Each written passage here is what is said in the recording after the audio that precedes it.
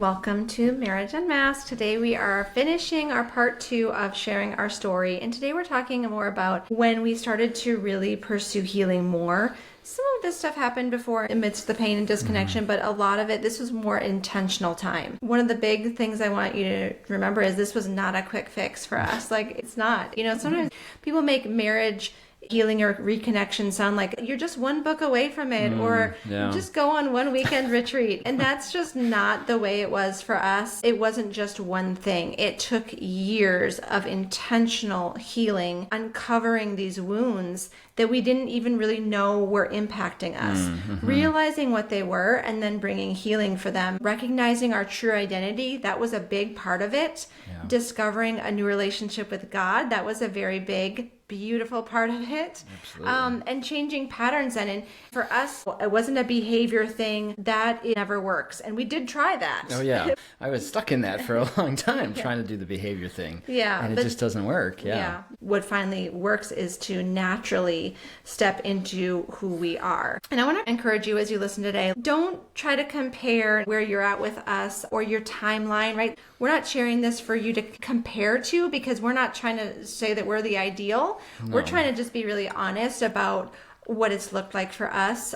Instead, I encourage you to really listen for things that God's emphasizing to you. Where do you feel that little nudge from Him? Whether it's hope, or maybe there's some emotions that you are like, this is making me feel really sad, or I'm feeling really frustrated. That's okay. Allow whatever bubbles up to come up. And kind of to piggyback on what Cara said about it being a long process, because it's still a process for us. Like, I think sometimes in the healing and the growing and all that, we can get this idea that, oh, someday I'm going to make it to this amazing goal in this perfect place. And the beautiful thing about healing is you start to become a different person, and you start to handle things in a different way. You start to grow in the way that you actually respond to things. And it's not so much you arrive at some kind of destination.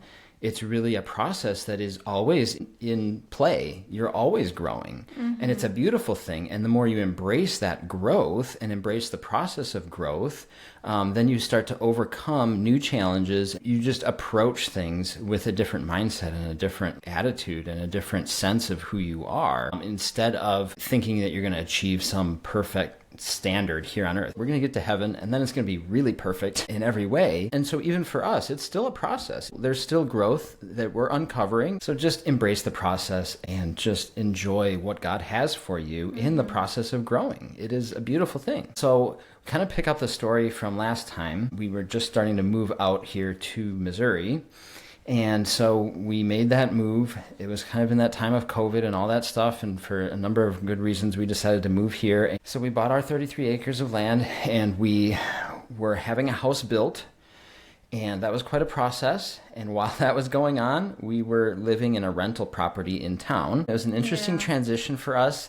We went from a relatively large house in Minnesota to a smaller, like, quaint rental house Very small in here, and packed our kids in, and we had our baby sleeping with a storage pile of stuff in the one bedroom. But in so many ways, it was a beautiful time too, because we were really growing closer as a family too, and we were in this big transition and learning new things and having new experiences together as a family. So it was beautiful in many ways. And as far as our growth journey goes, in Minnesota, we had started to get into the masculine-feminine dynamic a little bit there, starting to understand that and what that was. And that continued. Now, when we were in Missouri in the rental, we were continuing to work on the masculine-feminine dynamic and start to try to practice showing up in a masculine or feminine energy. But it was very much more of a performance, especially for me. It was more of a performance. It was like, okay, I know the right thing to do now, and I'm going to try to do the right thing. And it wasn't flowing really from this identity and really like being very present in who I was. It was like a forced behaviorist kind of thing. Like, I'm going to try to show up as a man in the way that I need to show up as a man. And so some of that was helpful and a lot of it wasn't, because I wasn't making that change really deep inside of who I was. And I wasn't really digging down into more of that inner healing that really needed to happen. And we were both kind of growing in that inner healing during this time period. Yeah, it was kind of frustrating for me, I remember, because we would go for walks every evening. just Adam and I. And I remember several times where I was like trying to help him understand. I was understanding more of the inner healing and doing some of that. And he didn't really think that it applied to him because he was like, I was trying to uncover, like, where is this shame coming from? So I was like, what was going on when you were little? And he was like, nothing. Everything was fine. My parents, everything was great. And he was like, no. And I was like, well, honey, there's a reason why there's so much shame there. There's a reason why this is so deep for you. Yeah, Nope. I mean, I think that's a challenge because I looked back at my childhood and I honestly felt like I had this amazing childhood. In many ways, I did. I had a great experience of childhood. And I would compare that to Kara's experience of like the pain and the things that she had to go through. And I would compare the two, which isn't always helpful, but I would compare the two and I would think that, well, my childhood was great, mostly peaceful. We didn't have a lot of conflict. We didn't have a lot of pain. It wasn't chaos all the time. Like we were pretty loving to each other. We were a very loving, kind, helpful family. And yet I wasn't aware of some of the dynamic. I'm not going to blame parents or blame whatever. There was other things going on in childhood that was formative for who I was as a man that I wasn't aware of and I didn't think mattered. I didn't think those things really had an impact on who I was now. And I was aware that there was shame and there was like these deeper issues that I was showing up in. I had insecurity and I didn't know where it was coming from. I didn't know the source and I didn't connect it to my childhood experience in any way. And so I was failing to connect the dots for a while in this time. And like Adam said, so we were kind of a little disconnected in our different journeys there. I think I was in some kind of performance a little bit in the femininity too, or maybe I was also like waiting for you. I think that was part of it for me because I think I was feeling really frustrated because I'm like, well, you need to be this kind of man so that I can relax. Like you need to take some of this burden off. And that wasn't necessarily happening. And so I think I was actually stuck there in my own journey there because I was blaming you. Right. And then I was getting stuck in that shame and thinking, oh, I'm not good enough. I can't get this right because I was performing. And when you're performing, you are always thinking, am I getting it right or am I wrong? And you're connecting it a lot to who you are, whether I'm showing up the right way, whether I'm doing the right thing or not. So that wasn't helpful either. And then we were working with a builder to build our house. And that was a really frustrating, confusing process. Things were way, way, way behind schedule. Things were not getting done. It was just the opposite of what we ever imagined it would be. It was kind of a complete nightmare, honestly. Yeah, I mean, we basically found out that the builder was kind of going under and he didn't have a good handle on the project. And so I'm trying to navigate that. And so there's tension between us because now I'm trying to step into that and push for answers from the builder or handle the financial stuff on the building side of things. And Kara was bringing up things that then I was supposed to handle and I wasn't handling it. So there was some of that same dynamic that we experienced a lot elsewhere. And I was feeling all this pressure to kind of like step into this masculinity and really lead the way through the build. And a lot of that I was doing, again, by performance. I would take one step forward and two steps back. And sometimes I would not handle things well with that or not communicate well with the builder. And that would cause tension and stress between us. Yeah, I think the awareness was there where Adam realized this was his role to step into that more. But I was the one who would bring up like, hey, are you going to reach out to him and ask him what's going on? I felt like I still had to keep asking Adam to do something. And he knew, but I think that there's a lot involved in that, you know, shame from the past, insecurity, and then me being critical or having an edge, which was probably triggering to you. And so it was this triggering, and I didn't even know what a trigger was at that point. Exactly, yeah.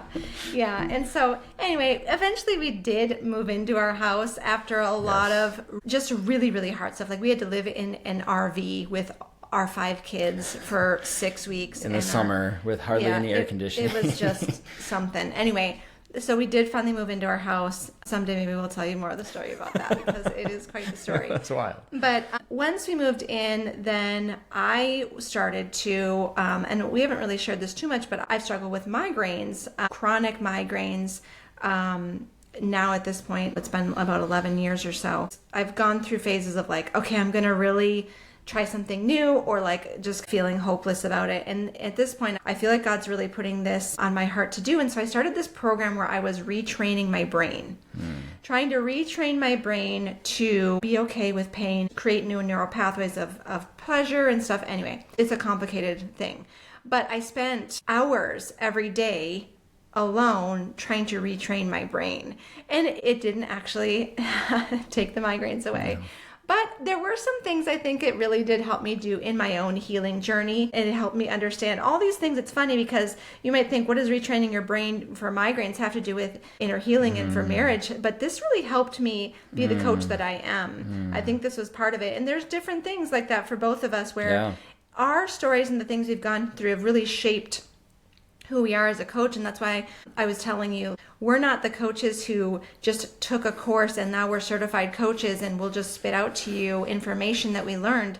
We're sharing from the School of Hard Knocks, and all the things we've gone through have We've been training for this for 20 years. All the things we've gone through have shaped who we are as coaches and how we serve you and how we make an impact. So I honor that as part of my story and part of who I am. But I started to really do a lot more inner healing here and talking with others and getting deeper into some of this other stuff. And also, when we moved down to Missouri, we moved away from all family and friends. Like, we didn't know anybody here. And one of the things that changed for us was we came out of a religious system that we'd been in our entire lives. And we started our own faith journey. God just has taken us on this beautiful journey of understanding Him more and surrendering into His love and His power and His protection and His providing for us. And so it's been this really beautiful journey of that. But when we first moved here, we got a lot of pushback from family when we were not aligning with their religious system anymore.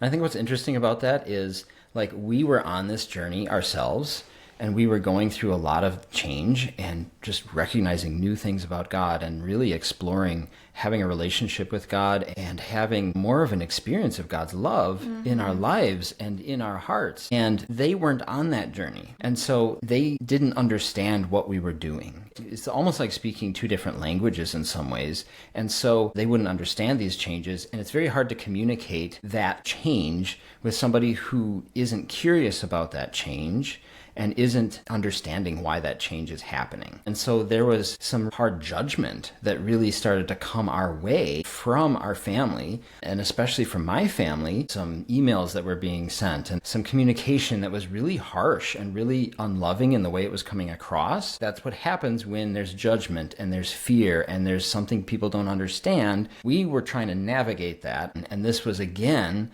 bringing up a lot of the same kind of pain that we had with my family in the past.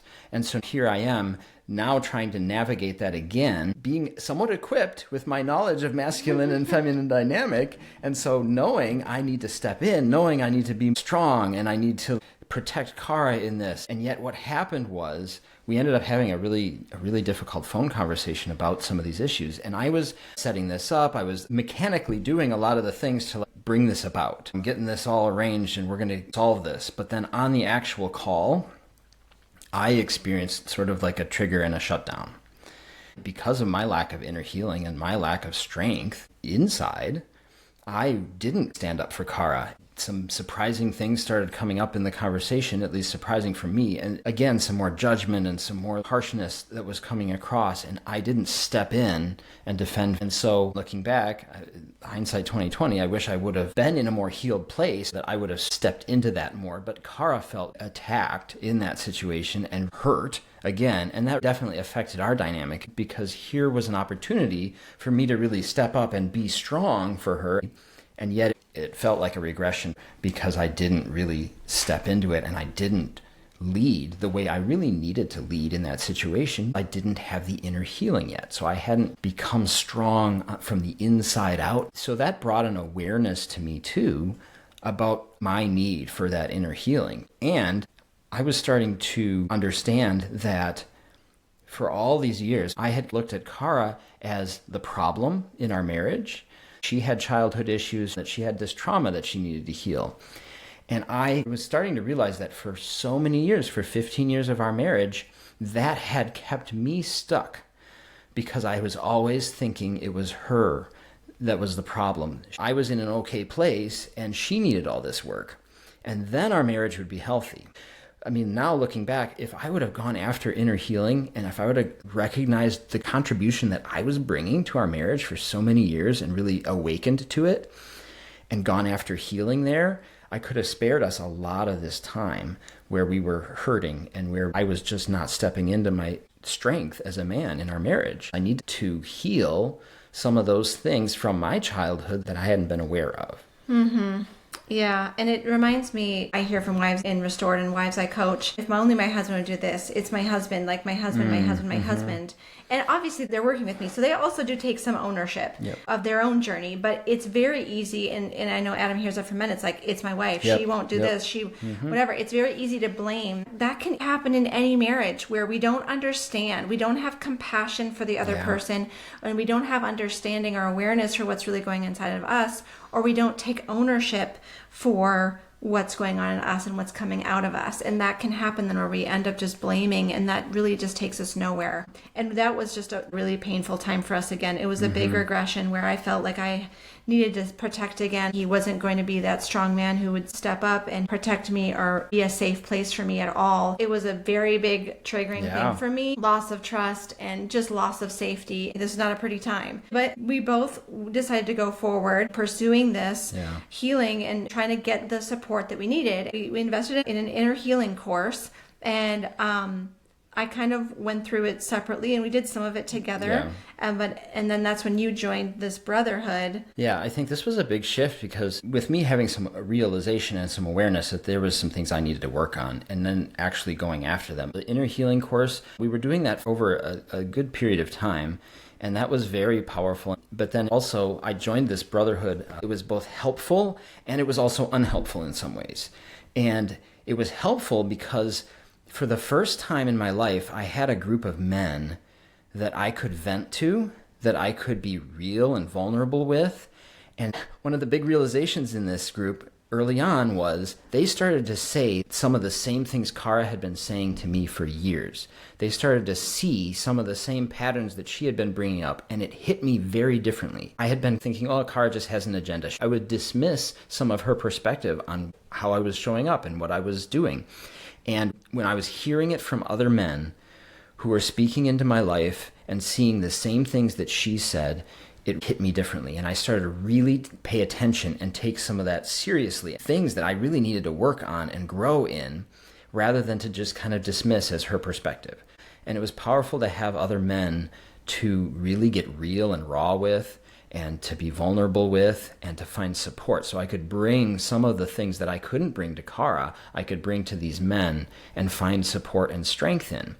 However, it was also not helpful in other ways. There was some shaming that was happening inside of the group in order to stay on the right track and be a better man. It wasn't all shame all the time, but there was enough of it there that it was feeding that performance aspect of things. When you're sourcing your growth and your change from a place of shame, like I should, I need to, I have to do this because other guys are going to be disappointed in me if I don't, or whatever the reason, then you're operating out of fear. And that change only lasts as long as you're afraid, as long as you're shaming yourself, as long as you're whipping yourself along. So I was starting to recognize that, and Cara was starting to recognize that too, that some of this was motivating shame inside of me. I had these strong relationships with these other guys, and I made this difficult decision to get out of the men's group, both because of the time commitment and recognizing that some of this was more shaming and it wasn't really contributing to the inner healing work that needed to happen and that I was going after with the inner healing course and other things. Yeah, and so that was really this time where I'm spending a lot of time practicing the inner healing and uncovering a lot of these things, and there was a lot there for me. There was a lot of trauma, there was a lot of pain, and so many areas of my life, and sometimes it felt really overwhelming. But I would just take it one day at a time. And I also started my daily walks with God in the morning where I would just be with him. And that was so healing. I had no idea. That was totally God. God's like, I'm the one who did that. I mean, he did all of it. But he really initiated this desire in me to go walk in the morning. And I turned it into walking with him. And it just has morphed throughout the years into just this beautiful, safe experience, being held by him and delighted by him and filled by him. And it's been one of the most incredible things for me. Honestly, it's so simple, but it is so, so powerful. And so, yeah, I was trying to invite Adam into more of that inner healing instead of this performance based change, because that just never lasts. And that's what we were seeing is like Adam would say, okay, yes, and then it would last for a week, and then he was back to the old Adam. Yeah, and then shaming myself for not doing the thing right. And so we got into this beautiful place where we're both really on our own separate paths of healing with God, and they look different, but they're so beautiful, and we loved sharing them with each other as well. Like, what's God been telling you today? And just this whole beautiful thing. And then God wanted us to start this marriage ministry. I think it was, I don't know, maybe 6 months before that, where God put it on my heart that there's something more, like our marriage pain, that it wasn't just for us. It was going to be for someone else, for more people, for more impact. And I was like, okay, well, I'll get started. You know, typical me, I'm like, okay, I'll start a marriage group in our house, or I'll, you know, whatever, like, what should I do? I started having all these ideas, and then God was like, just wait. Yeah. And then actually I would like talk to some of the guys in my brotherhood before I had left the brotherhood. They actually brought this up as an idea, like maybe the pain in your marriage God can use in some powerful way. And so this was an idea in my head too. So it was very interesting how we then like all of a sudden had this conversation when we were on a little trip together down in Arkansas, and then it like took off, and we spent the weekend starting to brainstorm and get all excited about this. What can we do? How can we do this? Like, how can we help people? What is our healing journey, and what did it look like? And how can we share that with people? How can we bring them into that same beautiful healing that we were experiencing? It was really a cool thing. And it was so God-led. I mean, God really gave was. me like every module for our entire Healing Your Marriage course. I was like, let's do a course. And then I was like, I just was writing down, he was just giving me everything. It was like, it was so all from him. And it's just been so beautiful. But starting a business together, starting this marriage ministry, brought up things that we were not expecting. We were like finally in this place where we had never been before in our marriage, where we were experiencing this deeper intimacy and this deep attraction. Like we felt like we were on our honeymoon for the first time ever. We just never thought these things were possible for our marriage, and we were finally experiencing them. And so we're on cloud nine, and we're starting this marriage ministry, and then it's like, boom, working together with your spouse is a whole nother game that we had never played before. And it was hard, and it brought up a lot of things that still needed healing, and it brought up new challenges. I wanted to be part of it because I felt a lot of purpose in it, but Adam said, like, I'm going to take the lead in this. Like, I'm going to take the burden of it. You do it as like for fun. You do it for joy and for purpose, not for like this thing you need to run. And I love that, because that felt really good for me to just stay relaxed into my femininity. And that was a beautiful thing to say, a beautiful thing to set up, and I meant every word of it. And yet in the actual doing of it, I struggled. I started to struggle again with some performance stuff, and I started to struggle with the capacity. Like, how am I going to do this? How do I actually fulfill all this responsibility and all this management? I'd worked so many years for someone else that lack of experience at being an entrepreneur held me back, and I started to become a bit insecure in my ability to do this wisely and well, and to really manage it. So Cara had many years of experience having a business and being an entrepreneur, and even having teams that she was leading, now running a business, working a full-time job at the same time. And all of that was starting to really put a lot of pressure on me that I hadn't had before that. And so then Cara was like stepping into a lot of the aspects of starting this business and making decisions and things like that, more so than she wanted to. And so this challenged our masculine and feminine dynamic. It challenged the healing that we'd done up to that point. And it was a good thing, because that's part of how God works, right? He works through those challenges to grow you and strengthen you, and to find those things that need growth yet. It's been a beautiful thing, but a hard thing at the same time. So that brought a lot of extra marriage stress into our relationship. And it was also heavy work. Working with clients who are dealing with deep, deep pain in their marriage, we're taking that story in, and we're working with them, and we're invested in their growth and their progress. And so that was a heavy thing to take on. Yeah, I mean, it's a lot. Like, even this podcast, I mean, I cannot tell you how many hours of paying this podcast has cost us. I mean, partially because like tech, and we've had the weirdest tech issues with this podcast. And also, we talk about a lot of painful things. We This talk is about real. We're being very real and raw. yeah.